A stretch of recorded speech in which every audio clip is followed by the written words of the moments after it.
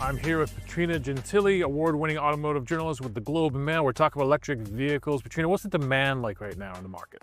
The demand is down. When you look at the second quarter of 2025, EV sales have dropped about 9%. So that's quite significant, and it's because of a number of things. First off, there's still a lot of range anxiety with these vehicles, the lack of infrastructure, and of course, the federal government, they got rid of their $5,000 EV rebate on vehicles. And because of that, that's really, made the prices more expensive. So a lot of people are not buying them as much as they used to.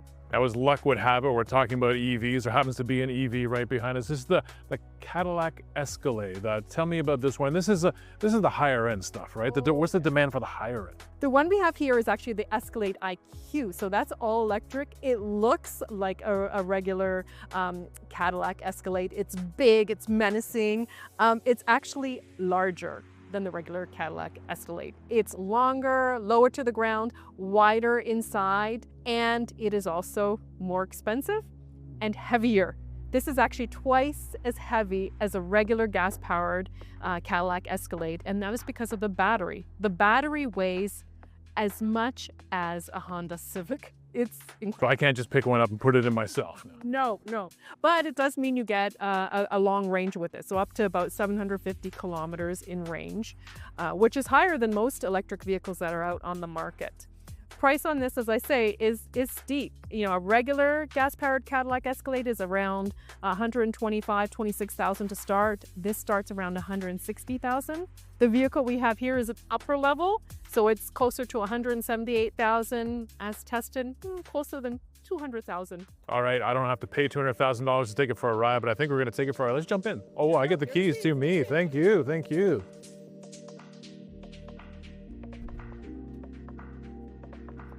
Step up here. Way up. There we go. Okay, I'm sitting here. I'm trying to get oriented. We got in the car. I don't understand how to go forward. How am I going to start this thing? It's already started. It started on its own. It started on its own as soon as you sat down with a key fob nearby you. There's no push button, start or stop. What is it not there? Oh, let's get the seatbelts on here.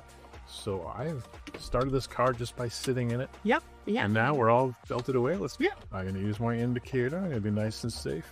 And away we go. All right, let's take off and go for a little drive. We're in one of Toronto's tonier neighborhoods. It's a beautiful day. The sun is out. The traffic is humming. We're going to enter and become a part of it. So we talked about some of the reasons why people aren't buying EVs at the moment. One of them is range. So this particular EV, if we're talking about range, you and I probably can't go too far in this, but say we want to drive to Montreal. Why not? Let's go to Montreal for dinner. Can this car get me to Montreal?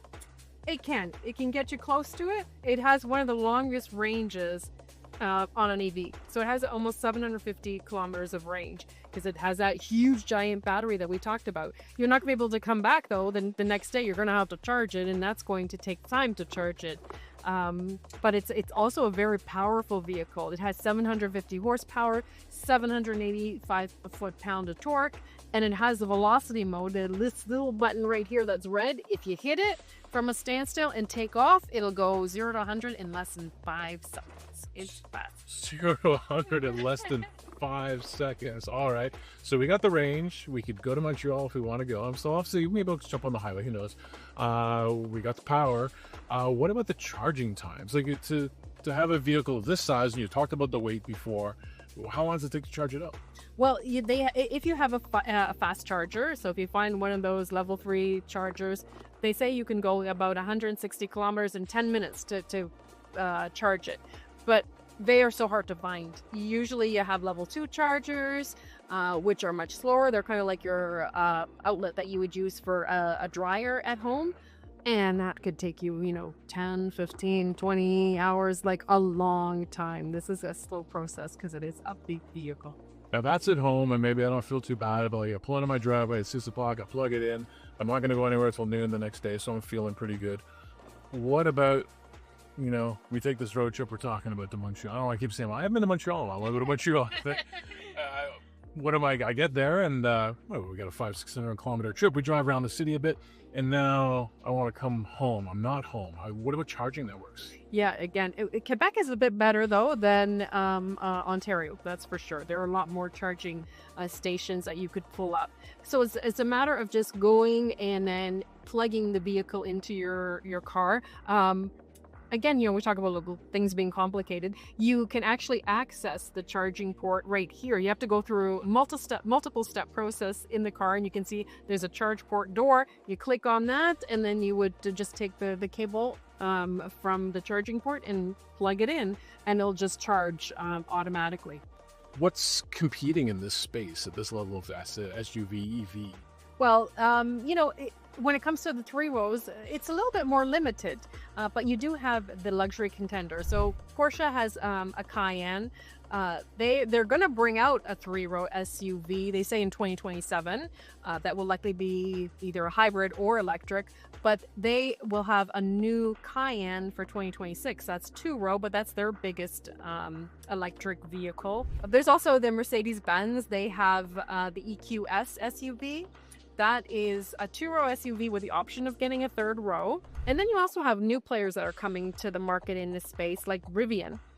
They have the R1S, and this is, a company that started up out of California, and they brought an electric vehicle to market. It's really cool and distinct in its design, but it's made more of an off-roading machine.